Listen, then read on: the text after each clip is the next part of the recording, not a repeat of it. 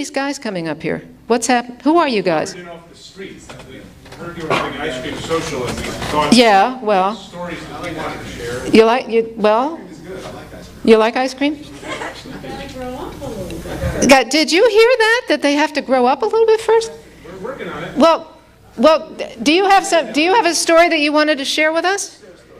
All right, come on up. Whoever they are, let's welcome them. I don't know. Hello. Yeah. Okay. This is giving us some problems.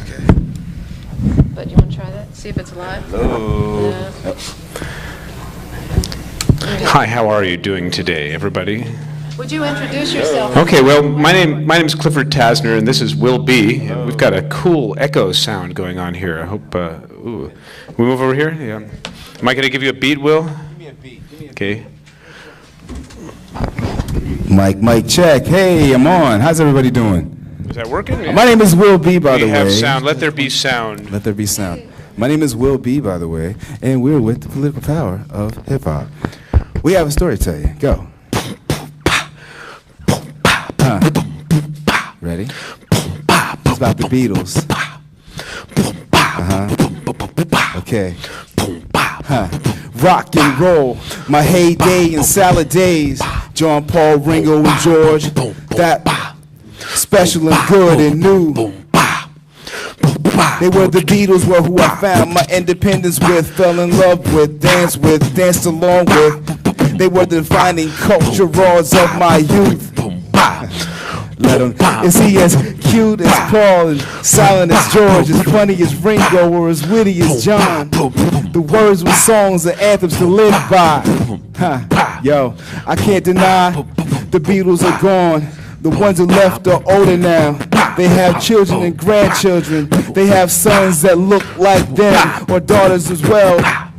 You know who they are. The Beatles were a big part of the cosmos, of the coming age of the world, and still are. Glimpses of Paul are still important. John's recent death still a tragedy. Their anniversary of John assassination still brings mourners to the... You feel the pain? Would your life been without the Beatles? With my yardstick, how long without my yardstick, and how do I live, and how do I be part of this world? Even today would be special to hear, give peace a chance. Would it be special to hear, give peace a chance? Special to hear, give peace a chance. Give peace a chance. Give peace a chance. Thank you.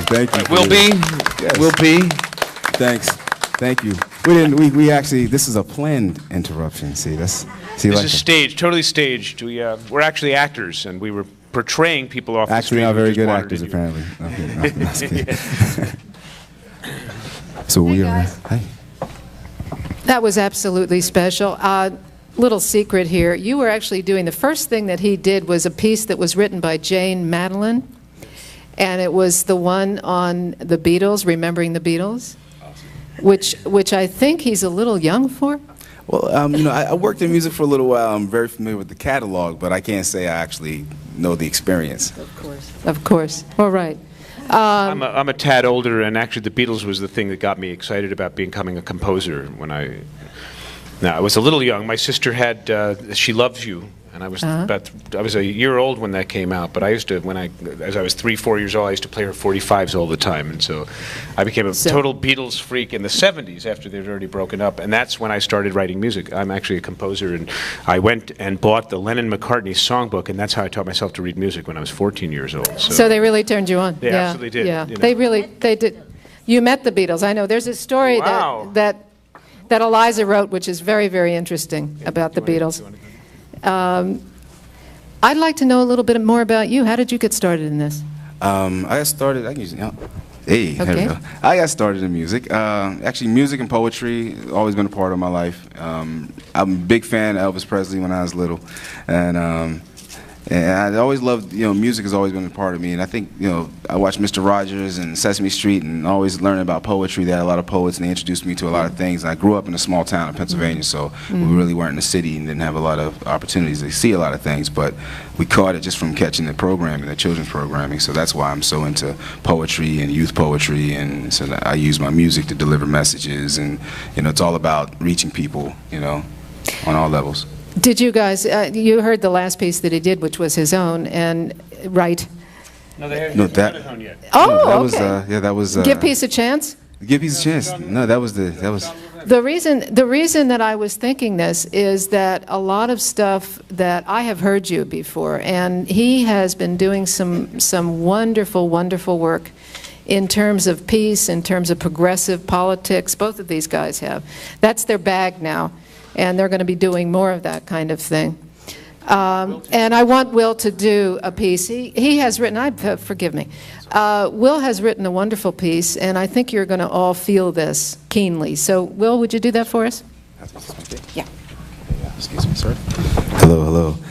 This song, again, is really why I wanted to let you know that I really do work for a lot of children's issues, because I am a father, and I think that children are they are the future. We all were children once. And look at us now, So we all started and we lived our lives and we've contributed, and now we want to continue to teach the children to do the same thing to better our world. So I hope you guys can feel this message. They may fuss and they may fight. It's all worth it if you raise them right. Just don't fuss and don't give up the fight. My brother, step on. They may fuss and they may fight. It's all worth it if you raise them right. Just don't fuss and don't give up the fight. My sister, step on. I knew this kid named Akeem wanted the black American dream, money, cars, and a couple of nice rings, and true flows that he can call his own. One MTV crib and the latest Boost phone. Now Akeem wanted green like them videos, it seems, that kids really learn from what they see upon the screen. Now Akeem got his dream from something that he's seen, and you can even pick the show and think you know which one I mean.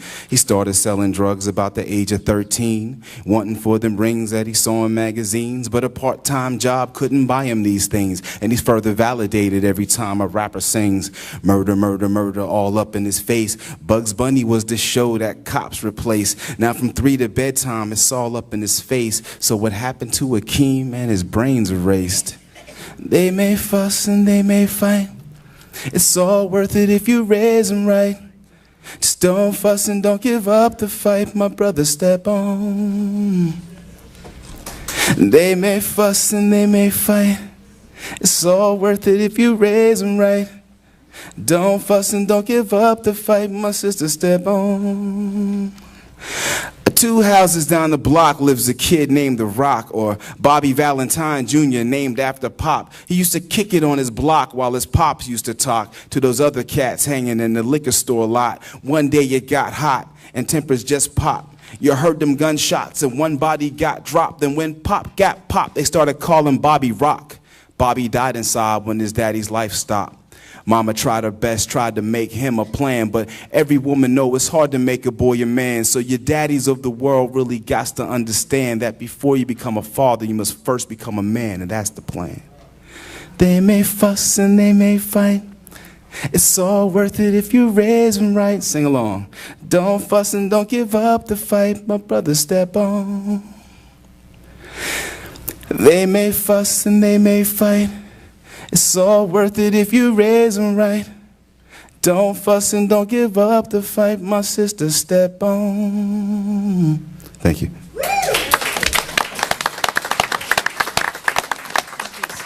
Thank you so much. That was just wonderful. Thank you. All right.